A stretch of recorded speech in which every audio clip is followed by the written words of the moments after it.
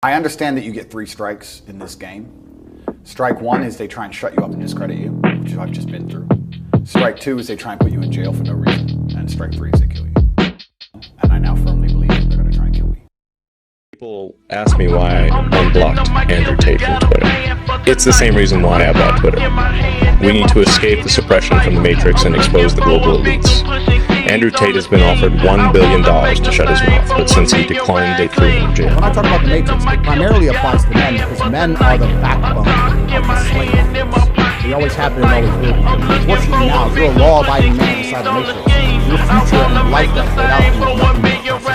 You go to school, you get in debt, you get a job, you get a wife, divorce is coming, you're going to lose the house eventually, your job's shit, inflation's outpacing your wages, you're going to work, no one's going to appreciate it, now you're old. That is the Matrix for 99% of men, and you need to find a way to escape it. Baseline of masculinity as a whole is the thing that makes a good man a man is that he does what he doesn't want to do. He doesn't want to work and he works anyway. He doesn't want to go to war and he fights anyway. He doesn't want to get up, he gets up anyway. That's the whole point of it. We didn't want to die in the Titanic. Guess what happened? We died in the Titanic. Andrew Tate.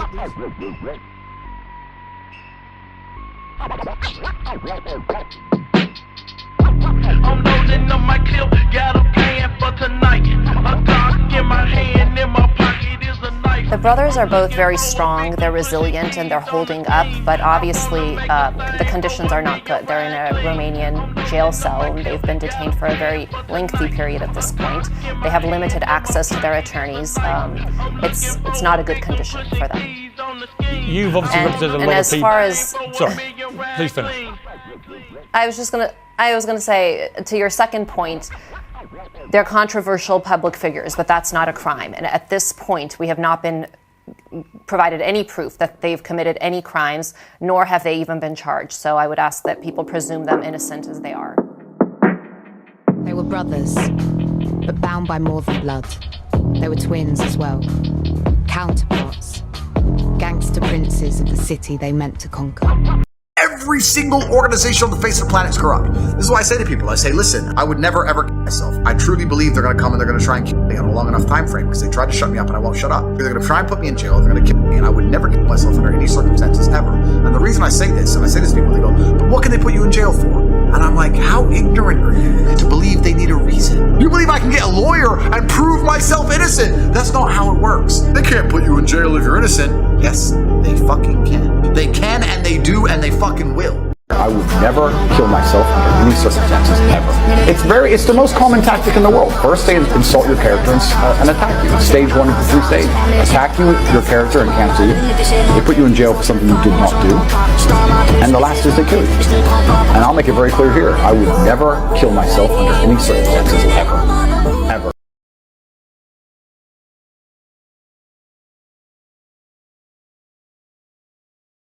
The case file is completely empty. You're getting closer to the truth. Keep looking into this. Ask the politicians, ask the judges. You're getting closer to the truth. Ask the police what evidence they have against me. It's nothing. They're persecuting me because I'm rich and successful. You don't get rich in Romania.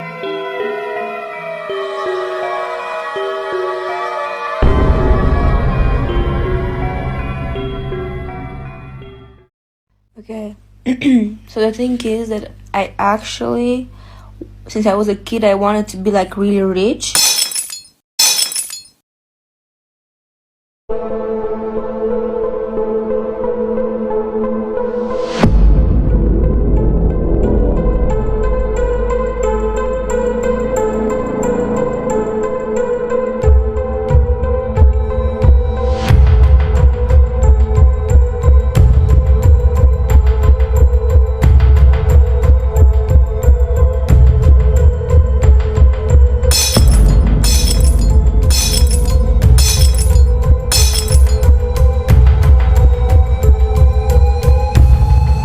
Remember the first time we met? You can pretend you don't miss me. One of a dangerous kind. I'm trying to see how a gangster move. He never worry about no exes. All in my body, I'm the bestest. Diamonds keep dancing on my necklace. Bitch, stay matched like the rest is.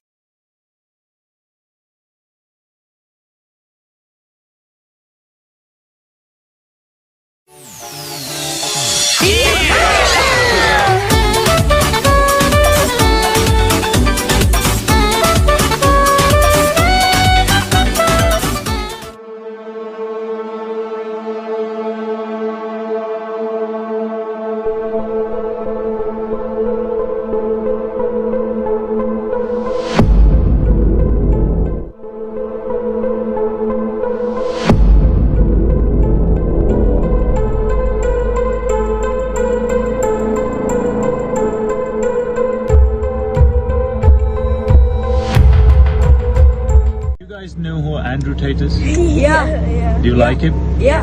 Tell me, what do you like about Andrew Tate? I like he's motivating all the young men in the world to like help them with their life and stuff.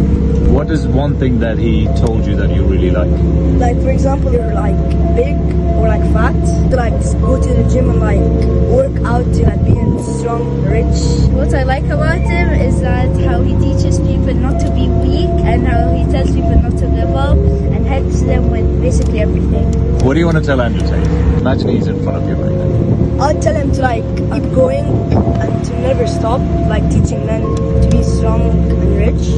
For me, basically also the same thing. I want to thank him for everything he's done to help people. Well, I'm in the court now. The brothers are in one of the courtrooms at the back here as their lawyers try to argue that they should be released. They've been in detention here since the end of December as police continue an investigation into allegations of human trafficking and rape. Alongside them, 2 Romanian women who were also arrested at that time. And during the course of the last 6 to 8 weeks, we've seen the police here raid properties related to the Tate brothers. They've seized money and goods of an estimated value of around $4 million. Now, all of those who are in court today deny all of the allegations against them. And when they were arriving, I shouted a question to Andrew Tate. Have a listen. Did you hurt any women, Mr. Tate? Are you innocent, Mr. Tate? No, I'm innocent. Are you confident you're going to be released today, Mr. Tate?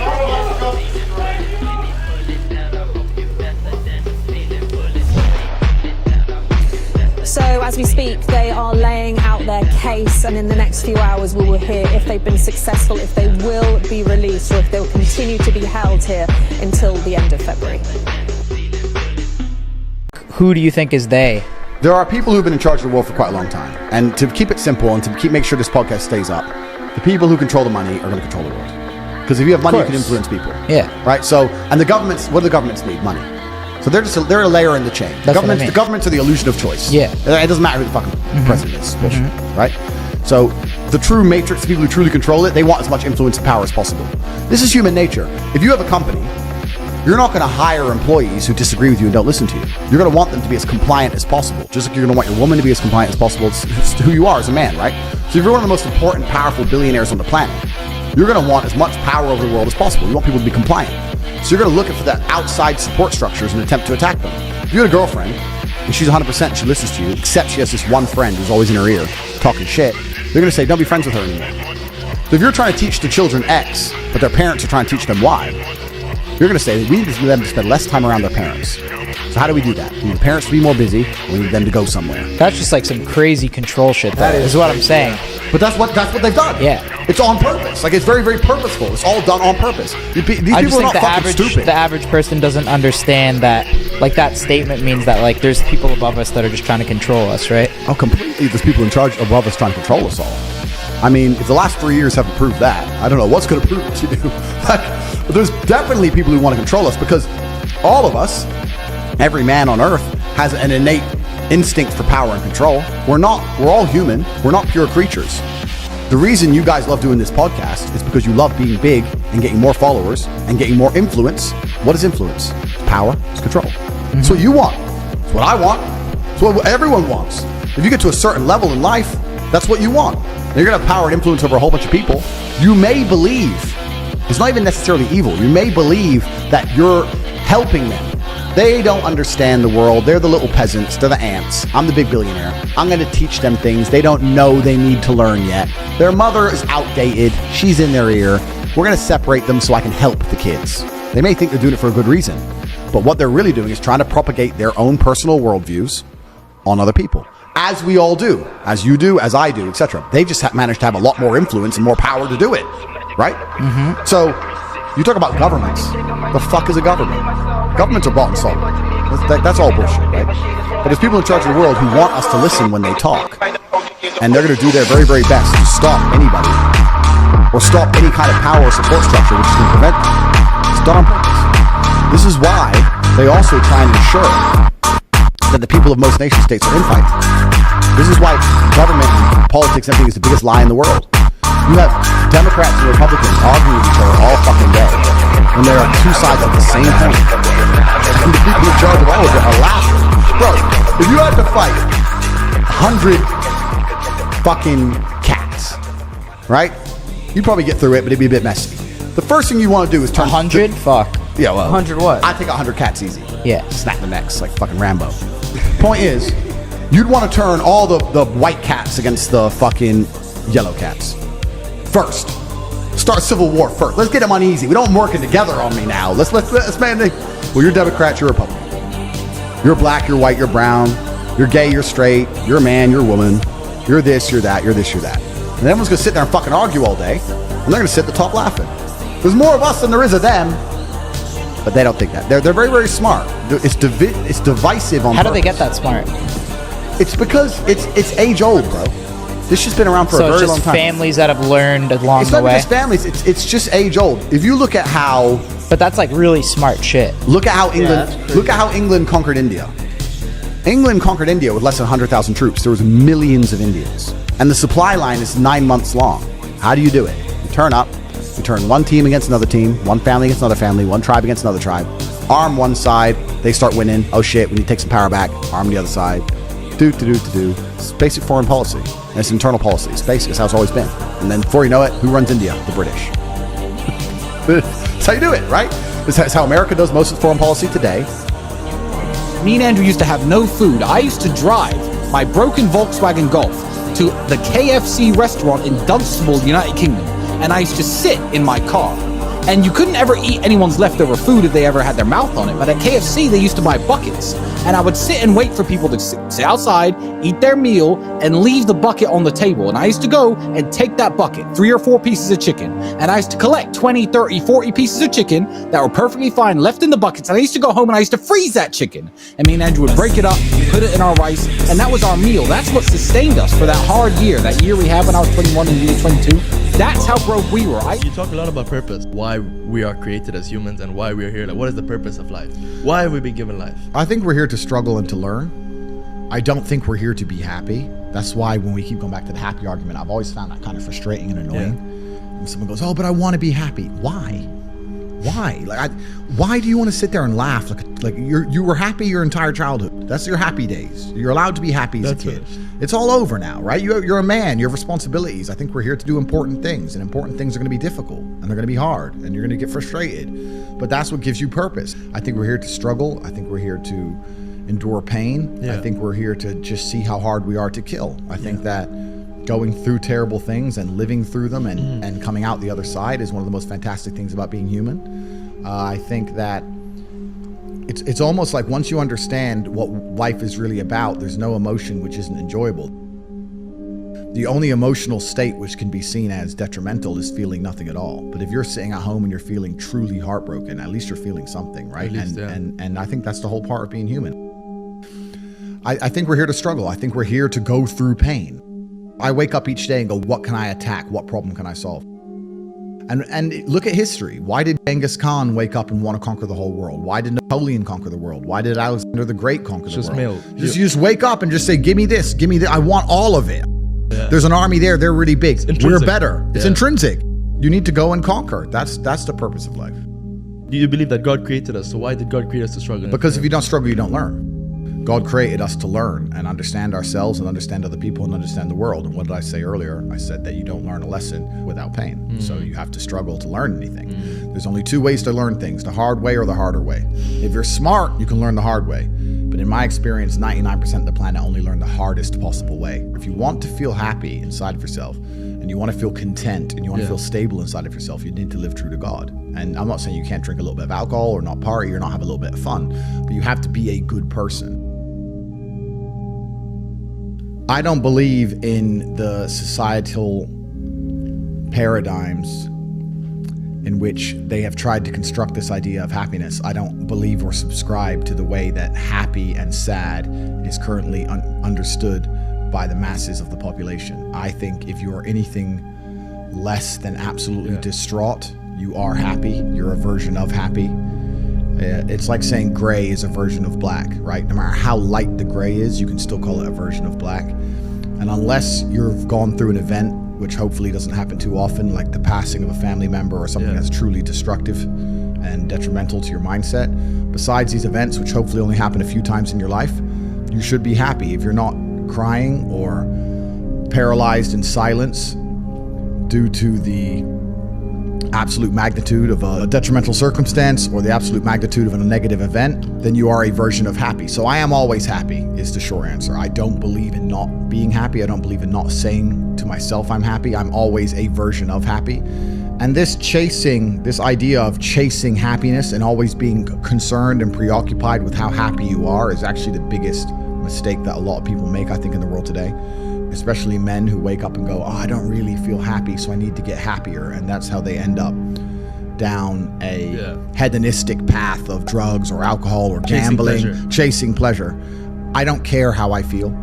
I don't care if I feel happy or sad. It doesn't really affect what I do each day. I do the exact same things. I act the exact same way. I don't care. I don't put weight to the significance of the emotion. So I always consider myself a happy person, but if I woke up and I was slightly less happy one day than another, it wouldn't affect anything I do and I wouldn't put any relevance to it. I'm human and that's life.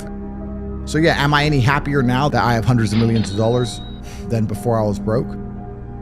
Not really, but I was never unhappy. I'm the same state that I was then that I am now. I have work to do and I will do it. It's as simple as that. Well, also, there's no light without dark, and there's no joy without pain.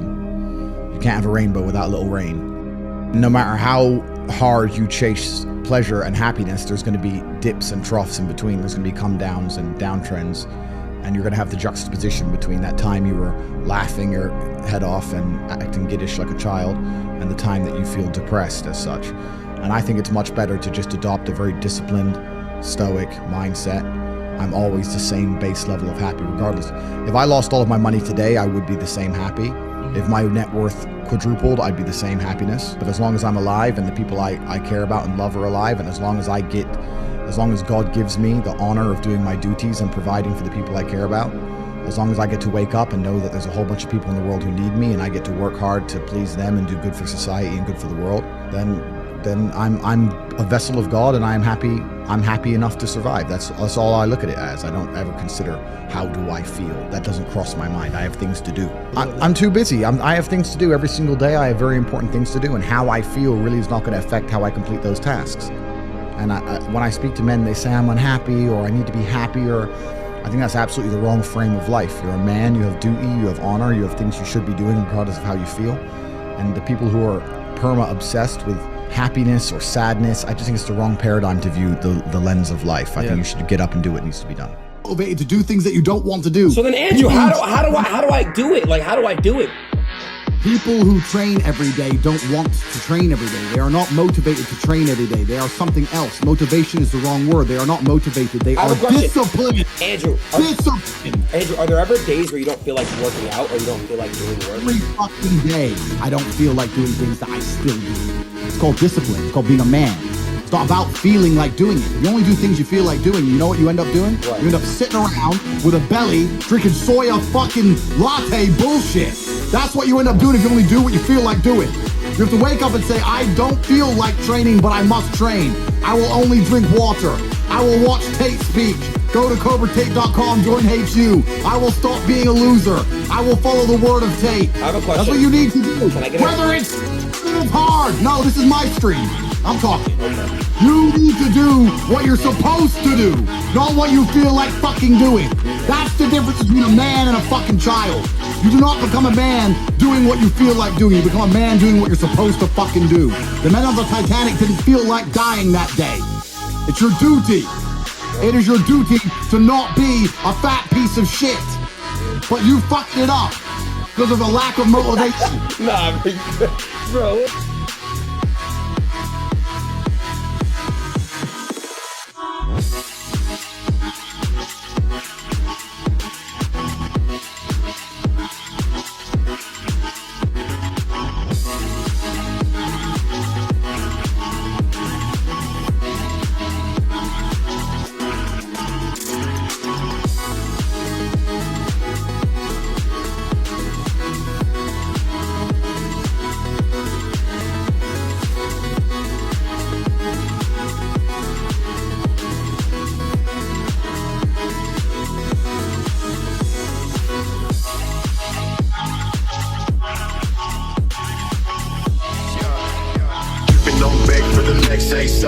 Never tell her back that I never stay running. Sipping on facts, damn, know I got stacks in the lab. Taking bitches straight for another cat. Make shit while I never had shit. Bitch, move, make your motherfucking head split. Hospitalized, never really don't pay shit. I mean, never really don't chase it. Dreams to the plate, no fate.